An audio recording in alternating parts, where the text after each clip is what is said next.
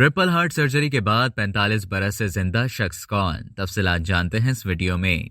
Triple heart bypass surgery करवाने वाले 77 साल बरतानवी शख्स ने सबसे ज्यादा अरसे तक जिंदा रहने का रिकॉर्ड अपने नाम कर लिया।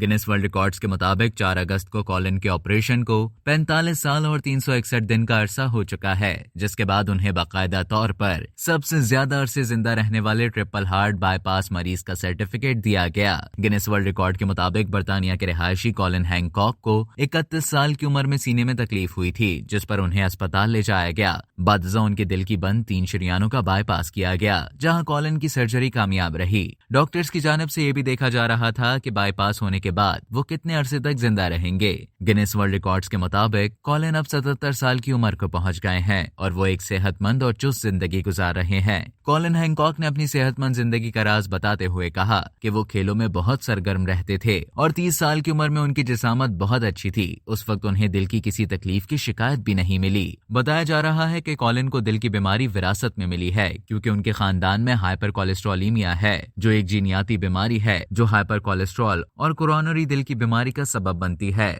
वाज़ेह रहे कि कॉलिन हैंकॉक से कबल ये रिकॉर्ड अमेरिका के डेलबर्ट डेल मैकबी के पास था, जो 2015 में अपने ऑपरेशन के 41 साल 63 दिन बाद 90 साल की उम्र में इंतकाल कर गए थे।